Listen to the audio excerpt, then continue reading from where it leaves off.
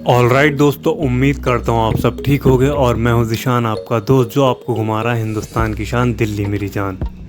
आज मैं मौजूद हूँ जामिया मिल्लिया इस्लामिया यूनिवर्सिटी के पास, जहाँ पर मौजूद है डॉक्टर ज़ाकिर हुसैन का मकबरा, जो जामिया यूनिवर्सिटी के फाउंडर भी थे और हिंदुस्तान के तीसरे और पहले मुस्लिम राष्ट्रपति भी थे।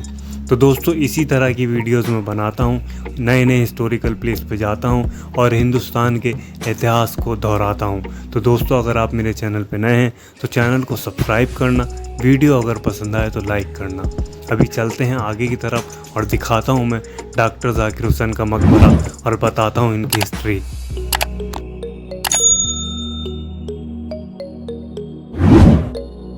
जामिया मिल्लिया इस्लामिया गेट नंबर 7, जो कि एक ऑडिटोरियम है, उसके सामने ही ये म्यूज़ियम है और मकबरा भी, जिसके अंदर आने का कोई टिकट नहीं है और सुबह 10 बजे से शाम 5 बजे तक ये खुलता है।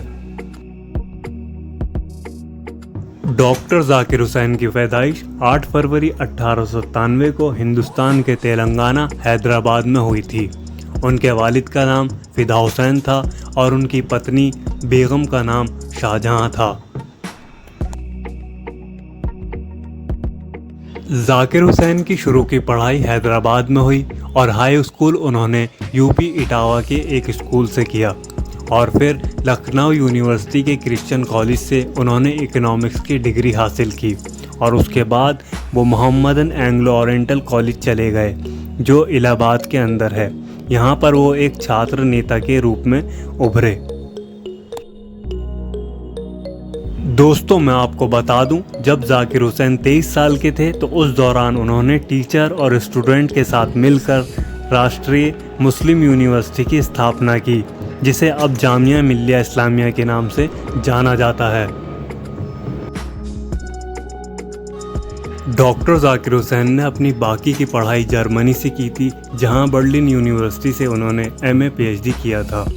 वो जामिया मिल्लिया इस्लामिया दिल्ली के वाइस चांसलर भी रहे थे 1926 से 1948 तक। बाद में वो अलीगढ़ यूनिवर्सिटी के भी वाइस चांसलर बने 1948 से 1956 तक। काफ़ी ऐसे मकबरे हैं जिसके अंदर आप जूतों के साथ जा सकते हैं, मगर यहाँ अगर आप आते हैं तो आपको जूते उतारने पड़ेंगे। ये डॉक्टर ज़ाकिर हुसैन की कब्र है, जिसे संगे मरमर से तराश कर बनाया गया है।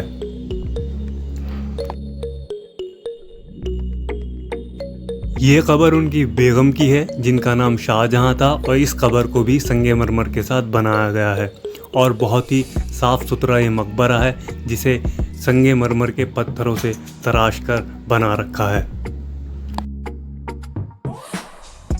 इनके मकबरे की छत को डिज़ाइन कर हरे रंग का पेंट कर रखा है और मकबरे के चारों तरफ जाली बना रखी है, जिससे मकबरे की खूबसूरती और बढ़ जाती है। अगर हम बात करें इनकी राजनीतिक ज़िंदगी की, तो डॉक्टर ज़ाकिर हुसैन स्वतंत्रता सेनानी थे, जिन्होंने 1947 में ब्रिटिश हुकूमत से आज़ादी मिलने के बाद कई राजनीतिक पदों पर काम किया, जैसे 1952 से 1957 तक राज्यसभा के मेंबर रहे और 1957 से 1962 तक बिहार के राज्यपाल बने और उसके बाद 1962 से 1967 तक भारत के उपराष्ट्रपति भी बने और फिर 1967 से 1969 तक भारत के तीसरे राष्ट्रपति का पद भी शामिल है। इसके अलावा 1938 से 1950 तक हिंदुस्तानी तालीमी संघ के अध्यक्ष भी रहे थे। क्या आप जानते हैं दोस्तों, उन्होंने जर्मनी में रहते हुए उर्दू के महान शायर मिर्ज़ा असदुल्ला खान, जो कि गालिब थे, उनकी बातों को सामने लाने के लिए एक इम्पॉर्टेंट रोल भी निभाया था। डॉक्टर ज़ाकिर हुसैन को सन 1954 में पद्म भूषण अवार्ड से सम्मानित किया गया था और सन 1963 में भारत रत्न से भी नवाजा गया था। ज़ाकिर हुसैन को 13 मई 1967 को भारत के तीसरे राष्ट्रपति के रूप में चुना गया था, जिस बीच वो इंतकाल कर गए थे। 13 मई 1969 को उनका इंतकाल हुआ था।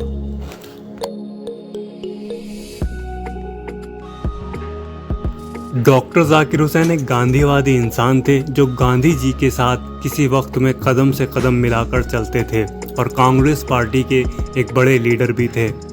डॉक्टर जाकिर हुसैन का म्यूज़ियम भी इस मकबरे के पास मौजूद है, जिसके अंदर की वीडियो बनाना सख्त मना है, क्योंकि बहुत ही ऐसी चीज़ें हैं जो शायद ही आपने कभी देखी हों इस म्यूज़ियम के अंदर, जहां मैं आपको अभी लेके चल रहा हूं।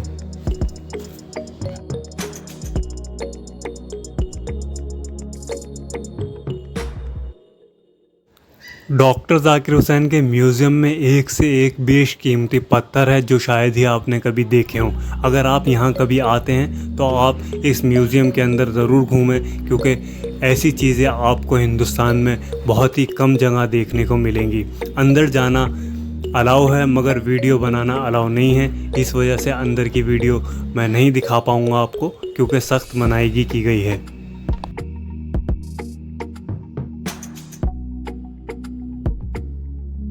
दोस्तों, डॉक्टर जाकिर हुसैन का जो मकबरा है बेहद खूबसूरत ढंग से बनाया गया है, जिसके अंदर छोटे छोटे बगीचे भी मौजूद हैं और कई तरह के फूल भी यहाँ देख सकते हैं।